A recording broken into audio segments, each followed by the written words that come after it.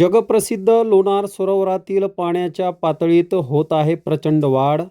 सरोवरातील कमळजा देवी मंदिर 15 फूट पाण्यात पाणी पातळी वाढल्याचं कारण अस्पष्ट। जगप्रसिद्ध असलेल्या बुलढाणा जिल्ह्याच्या लोणार येथील खाऱ्या पाण्याच्या सरोवरामध्ये गेल्या 6 महिन्यापासून पाण्याच्या पातळीत प्रचंड वाढ होताना दिसत असल्याने चिंतेची बाब निर्माण झाली आहे। या सरोवर परिसरात विविध देवी देवतांची 12 हेमाडपंथी मंदिरं आहेत। त्यात कमळजा देवीचे मंदिर भाविकांचं श्रद्धास्थान आहे।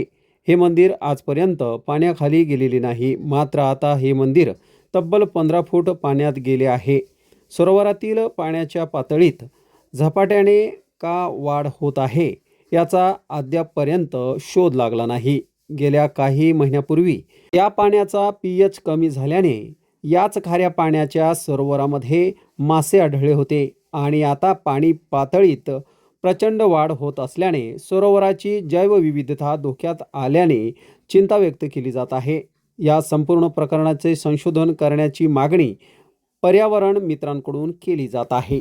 जगातील एकमेव असं बेसॉल्टिक रॉकमधील लोणार सरोवर ज्याच्या विविध गुणधर्मांनी ते जगभर प्रसिद्ध आहे। बाहेरगावचे इतर पर्यटक, नासापर्यंत विदेशातले पर्यटकही याला भेट द्यायला येतात, परंतु त्याच्या पाण्या पातळीची वाढ होत आहे, वारंवार वाढ होत आहे।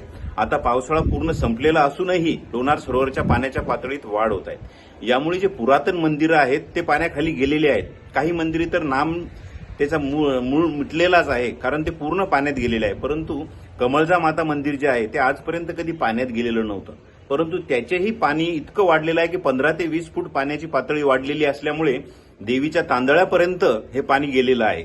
परंतु याकडे पुरातत्व विभाग असो किंवा फॉरेस्ट विभाग असो किंवा इतर विभाग आतापर्यंत काहीही बोलायला तयार नाही व काहीही कारवाई करायला तयार नाहीये। सर्व लोक असे मूग गिळून बसल्यासारखे झालेले आहेत। तर यावर लवकर काहीतरी एक तोडगा काढावा, ते पाण्याचं नियोजन करावं असं या विभागाने करायला हवं आहे, पण अजून अद्याप काहीही केलं नाहीये व कोणीही यावर बोलायला तयार नाहीये। तर लोणार जे पुरातन विभागासाठी असो, पुरातत्व विभागासाठी असो, जे मंदिरं असो ते वाचणे गरजेचं आहे, कारण हे मंदिरं परत उभे राहणं खूप अवघड आहे। ते वाचवणे गरजेचं आहे। यामुळे याच्यावर ताबडतोब काहीतरी उपाययोजना करावी असं आमचं सर्वांचं, लोणारवासियांचं व इतर सर्वांचंच म्हणणं आहे। तर यावर लवकरात लवकर कारवाई करावी अशी आमची मागणी आहे।